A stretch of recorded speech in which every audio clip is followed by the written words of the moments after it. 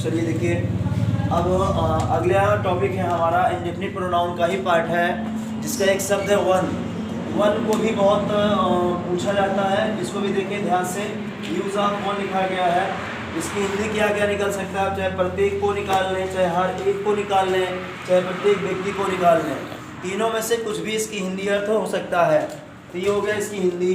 अब आते हैं इसके प्रयोग में। पहली बात तो इसको नोट देख लेते हैं। इसमें अक्सर मिस्टेक क्या करता है, इसमें अपना की अंग्रेजी को लेकर गलती होती है। जो कहाँ जहाँ पर देता अपना की अंग्रेजी को लेकर के मिस्टेक दिया जाएगा। तो इससे ये हम यहाँ पर देखें, पहले एससी लिख दिए हैं, इसका एससी मतलब सब्जेक्टिव केस वन होगा, पजेसिव केस इसका वंस होगा, मतलब ये अपना की अंग्रेजी है, और इसका जो ऑब्जेक्टिव केस होगा यह भी वन होगा। तो अब ट्रांसलेशन कर लेते हैं। मिस्टेक देखिए कैसे दिया रहता है, प्रत्येक को मतलब हो गया, तो यहाँ पर लगा लेंगे वन। वन का मतलब प्रत्येक व्यक्ति पूरा हो गया है। उसके बाद शुड लगा रहा है, शुड हो गया है, तो शुड उसके बाद क्या हो जाएगा, करना चाहिए कर्तव्य। कर्तव्य निभाना का होता है वन शुड पे या डू करना चाहिए, डू, वन शुड डू। उसके बाद हिज ड्यूटी लगाना है, यहाँ पर ऐसा वाक्य दिया रहेगा, one should do his duty. अब यहाँ पर मिस्टेक क्या है, जैसे अब यहाँ पर लिखा, अब इंग्लिश में वाक्य लिखा रहेगा, वन अपने से निकालना है, प्रत्येक व्यक्ति को, डू माने करना चाहिए, हिज माने अपना, ड्यूटी माने कर्तव्य। तो अब यहाँ पर जानते हैं जब वन करता रहता है तो इसकी अपना की अंग्रेजी वंस होता है, ना कि हिज होता है। तो यहाँ पर हिज के स्थान पर क्या हो जाएगा, वंस, तब जाकर के ये सही होगा, वंस सही होगा। ये गलत है हमारा, हिज नहीं होगा, वंस से यहाँ पर होगा, वंस ड्यूटी, ये सही होगा। अब ऐसे अगले में देख रहे हैं, हर एक को अपने देश से प्रेम करना चाहिए, हर एक को, यहाँ पर वन, उसके बाद शुड, उसके बाद क्या लग जाएगा, लव, उसके बाद फिर यहाँ पर अगर हम हर कर दें, हर कंट्री, हर कंट्री, तो या अब इंग्लिश में आप पढ़िएगा कि वन शुड लव, एक हर एक व्यक्ति प्रेम करना चाहिए, हर कंट्री। तो इसका मतलब फिर यहाँ ये मिस्टेक है, यहाँ पर भी वही चीज होगा, क्या होगा, वंस, ये वंस, ये सही है और ये वाला गलत था। अब एक बार आप लोगों के सामने डायरेक्ट इंग्लिश में लिखा हुआ है, one has not brought his pen. इसका हिंदी क्या निकालेंगे, कोई व्यक्ति अपनी कलम नहीं लाया है। अब यहाँ पर ये ऐसे निकलेगा। अब बताओ इसमें मिस्टेक क्या है, हिज मिस्टेक, वहाँ पर क्या होगा, वंस होगा। और यहाँ पर देख लें, हिज के स्थान पर होगा मेरा वंश, ये सही है और ये गलत था। आप लोगों को बता देना चाहता हूँ कि कितने वंश होते हैं। ये तो एक वंश ये हो गया, और दूसरा एक वंश और होता है, जिसका यहाँ पर देखें, वंश माने होता है एक बार, ये सी वाला है, ये वंश ये पर हो गया अपना के अंग्रेजी, इसका मतलब होता है एक बार। तो वंश इसमें और इसमें, ये अपना की अंग्रेजी वन की, तो इसमें डाउट मत करिएगा, अपना के अंग्रेजी वंश और वंश। तो इसमें अभी अगला रूल है, अगला रूल लिखवाया जाएगा, उसके बाद तब फिर ये पॉइंट समाप्त हो जाएगा। हम लोग जो पढ़ लेते हैं वन का यूज पढ़ लेते हैं। वन का मतलब हम कल बताए थे, हिंदी क्या होती है, प्रत्येक व्यक्ति या कोई या हर एक व्यक्ति, इतनी हिंदी इसकी निकलती है। लेकिन कल इसे इसका जो एससी था, एससी, पीसी, ओसी, और यहाँ पर रिफ्लेक्सिव केस इसका हम कल नहीं बताए थे। तो रिफ्लेक्सिव केस में इसका हो जाएगा, वन यहाँ पर है, पीसी में वंस हो जाता है, वन यहाँ पर है, फिर यहाँ पर वन सेल्फ हो जाएगा। तो ये हमारा वन सेल्फ वाला एग्जाम्पल लेना है। तो इसमें एक एग्जाम्पल लिखा गया है, प्रत्येक को स्वयं कार्य करना चाहिए। इसमें हिंदी में कहावत कही जाती है, अपना हाथ जगन्नाथ का। हिंदी में कहावत कही जाती है, अपना हाथ जगन्नाथ का। इसका मतलब कोई भी काम होना, कोई भी कार्य हो, उस कार्य को स्वयं करना चाहिए। तो यहाँ पर आएगा प्रत्येक को, तो इसमें मिस्टेक कैसे होगा हम ट्रांसलेट के माध्यम से बताएंगे। जैसे देखिएगा यहाँ पर, तो प्रत्येक को इंग्लिश यहाँ पर हम अगर वन लगा रहे हैं, तो वन उसके बाद चाहिए, शुड में लेके चले जाएं, वन शुड, उसके बाद डू, डू उसके बाद वर्क, काम करना चाहिए। अब यहाँ पर लगा देगा हिमसेल्फ, गलत। तो ये बात मेरा क्या हो जाएगा, गलत। क्यों, क्योंकि जब कहता है कि वन अगर रहे, इसके हिसाब से सारे के सारे चलने चाहिए। ये हमारा रिफ्लेक्सिव प्रोनाउन है, रिफ्लेक्सिव प्रोनाउन ने बताया जब सेल्फ आता है रिफ्लेक्सिव प्रोनाउन कहलाता है। तो लेकिन one should do work himself, himself के स्थान पर यहाँ पर हमको लगाना है वन सेल्फ लगाना है, वन सेल्फ हो। तो यहाँ पर ये सही है और ये गलत था। तो इतनी बातें हो चुकी हैं कि जहाँ तक किसी को डाउट हो बताइएगा। अभी वन में ही अब नोट लिखवाना है कि वन में आगे क्या होगा। बाकी सारे एग्जाम्पल इसका भी हो चुका है, इसका भी हो चुका है। अभी ये आज इसका एग्जाम्पल हो चुका था।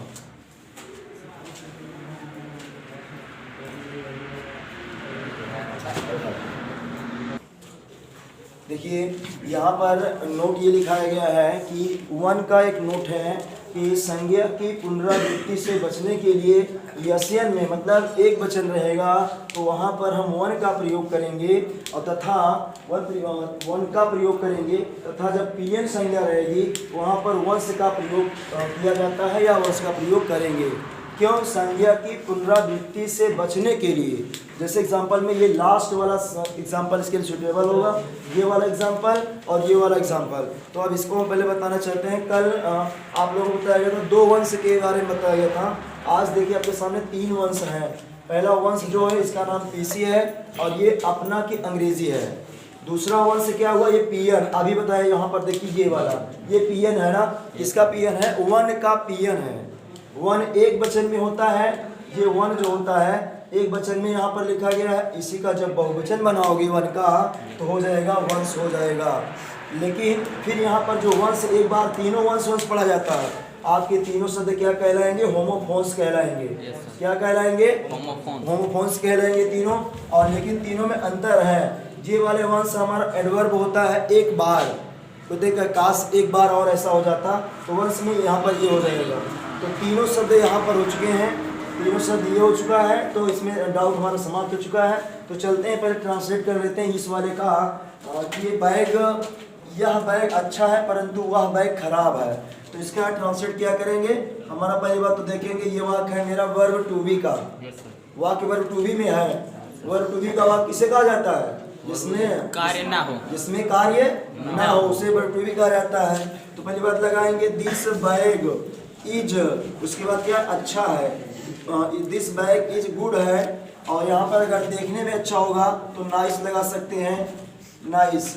उसके बाद बट, परंतु की मीनिंग क्या हो जाएगा? बट वह बैग, वह का थोड़ा सा दूरी है ना, दैट लगाएंगे। दैट। अब यहाँ पर देखिए बैग दोबारा आया है, क्या समझिए? यहाँ पर यह बैग था तो बैग के यहाँ तो मैं मीनिंग लिखा हूँ, तो दूसरी बार बैग आया है। तो बैग अब संज्ञा की पुनरावृत्ति से बचने के लिए वन का प्रयोग किया जाता है। तो बैग हमारा क्या है? संज्ञा है कि नहीं संज्ञा है? कौन सी संज्ञा बताओ बच्चा आप लोग? कौन सी संज्ञा है ये? Common noun. कॉमन नाउन है ना? तो कॉमन नाउन है ये वाला। तो अब देखिए दूसरी बात, अगर हम बैग यहाँ पर लिख देंगे तो सेंटेंस हमारा खराब हो जाएगा, रॉन्ग हो जाएगा। तो और अब यह पर देखना है कि हमको संज्ञा से पुनरावृत्ति से बचने के लिए वन का प्रयोग करें कि वंश का प्रयोग करें। इसका आप डिसीजन कैसे लेंगे? ये संज्ञा देखिएगा कई वचन में है, बैग कितने वचन में है? एक वचन में है। तो एक वचन के लिए यहाँ पर क्या लिखा है? वन। तो यहाँ पर बैग के स्थान पर आपको लिखना क्या है? वन। वन हमारा सही है और ये बैग हमारा क्या है? गलत है। तो पढ़ा कैसे जाएगा? This bag is good but that one is खराब है, इज बैड। ये यहाँ तक ट्रांसलेशन हुआ। तो इसमें कोई ऐसे संज्ञा से पुनरावृत्ति कैसे बचा जाएगा? और यहाँ पर देख लें तो ये वाला वाक्य, वह स्थान सुंदर है किंतु यह गंदा है। तो यहाँ पर इसका स्टार्टिंग यहाँ से कर रहे हैं, दैट प्लेस। अब प्लेस भी देखिएगा एक वचन में है ना, इज सुंदर का हम लगा सकते हैं, ब्यूटीफुल लगा सकते हो, नाइस लगा सकते हो, नाइस। बट दिस, अब यहाँ पर दिस के बाद है प्लेस, किंतु वह गंदा है। यहाँ पर प्लेस आना अगर लिखा रहेगा तो वाक्य गलत माना जाएगा। दिस वन लगाएंगे, दिस वन। उसके बाद इज, दिस वन इज, ये क्या है? और उसके बाद क्या? गंदा है, dirty. This one is dirty. यहाँ पर अभी हम लिए एग्जाम्पल किसका? वन का लिए हैं। अभी ऐसा एग्जाम्पल लिया जाएगा जिसमें वंश आ जाए, पीएन आ जाए, तब यहाँ पर जा करके इसका एग्जाम्पल दिया जाएगा। चलिए देखिए अगला एग्जाम्पल में बी में हमको लेना है कि ऐसा एग्जाम्पल लेना है जहाँ पर वंस आ जाए, वंस आ जाए। तो फिर यहाँ पर देखिएगा ये लिखा है कि ये लड़के गायक हैं जबकि वे लड़के खिलाड़ी हैं। अब यहाँ पर जब इसका ट्रांसलेशन करेंगे हो जाएगा, ये का मतलब होता है दीज, यहाँ पर लगेगा वो मुझे में क्या लगेगा दीज, पीएन है, लड़के का इस मीनिंग हो जाएगा यहाँ पर बॉयज, दीज बॉयज। उसके बाद वर्ड टू का वाक्य है आर, उसके बाद क्या है singers, are singers, these boys are singers, जबकि का मीनिंग होता है वाइल, वाइल वे, यहाँ पर लग जाएगा दोज, दोज लग गया। फिर यहाँ पर लड़के शब्द दिया गया है लेकिन संज्ञा की पुनरावृत्ति से बचने के लिए हमको वन या वंस का प्रयोग किया जाता है। संज्ञा डिटरमाइन हो चुकी है बॉयज है, तो यहाँ पर वन अगर कहीं मिस्टेक करने के लिए वन ही दे देता है। आप थोड़ा दिमाग लगाएंगे ना, जल्दबाजी में एग्जाम में होता क्या यार कि वन तो लिखा है लेकिन यहाँ पर वन नहीं सही होगा, यहाँ पर वंस पूरा पूरा सही होगा तब जाके माना जाएगा वंस ये सही है ये गलत है। बॉयज दे देता तो पक्का गलत था। तो अब उसके बाद दोज वंस, अब तीसरी गलती कहाँ से करेगा, तीसरी गलती करेगा क्रिया से, वन के बाद यहाँ पर ईच लगा देगा, तभी तो मिस्टेक है। क्योंकि वंश के हिसाब से हमारा यहाँ पर क्या हो जाएगा आर लगेगा, ये सही है गलत है।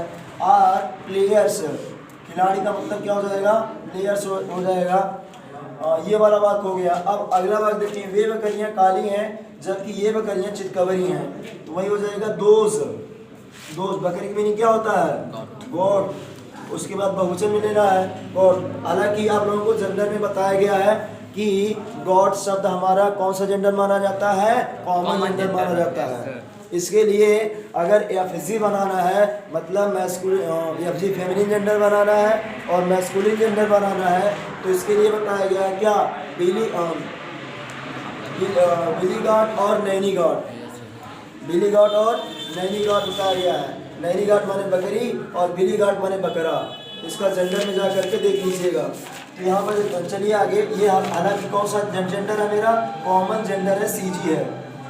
आगे आर लगाना है, आर ब्लैक, काली है ब्लैक, वाइल। अब जहाँ तक समझ है वाइल, दीज सॉरी हाँ सही है, दीज यहाँ पर हम लगा दे रहे हैं वन, यह बकरिया से लगा दें these gods, these gods are, चितकबरा का मीनिंग होता है स्पॉटेड, स्पॉटेड हो गया है। तो यहाँ पर गॉड्स के स्थान पर क्या लगा दिया जाए वंस, वंस लगा दिया जाए, वाक्य सही हो जाएगा वंस लगा। यहाँ पर बताओ किसी को डाउट है, इतने बात में कोई डाउट नहीं है। तो आप लोग ये इस वाले वाक्य को पढ़िए और अंग्रेजी में लिखा है डायरेक्ट, इसमें मिस्टेक बताइए। लिखा है those pens are white, white white है, दीज पेन्स आर ब्लू, वहाँ पर हो जाए, समझ पाए। हिंदी क्या निकल रहा है कि वे कलमे सफेद हैं जबकि ये कलमे क्या है नीली है, ब्लू है। तो यहाँ पर संज्ञा का रिपीटिशन हो जा रहा है, नाउन रिपीट। तो यहाँ पर इससे बचने के लिए हम क्या कर देंगे वंस लगा देंगे, ये वाला वाक्य हो जाएगा मेरा कंप्लीट। तब आगे अब एग्जाम्पल ले रहे हैं। चलिए देखिए, अब नोट लिखा गया है, थोड़ा समझिएगा। नोट में क्या है, कह रहा है कि नोट किंतु बस तथा पीसी, बस तथा पीसी, पीसी का फुल फॉर्म लिखा गया पॉजेसिव केस। कुछ लोग इसको पोसेसिव पढ़ते हैं, पोसेसिव नहीं पढ़ना है, पॉजेसिव पढ़ना है। पॉजेसिव केस के बाद वन तथा वंश का प्रयोग नहीं होता है।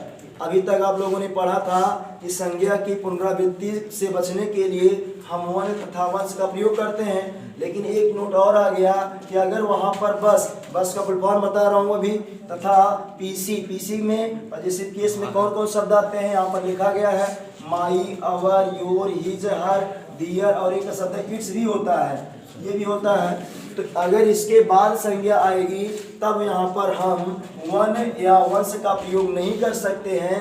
तो क्या होगा, कह रहा है इसके स्थान पर, मतलब जो हम वन लिखेंगे या वंश लिखेंगे, इसके स्थान पर हमको क्या करना है, पीपी लगाना है। पीपी बराबर पॉजेसिव प्रोनाउन लगाना है। तो अब बातें समझ में आई थोड़ा सा। वन या वंश के स्थान पर पॉजेसिव प्रोनाउन का प्रयोग करना है।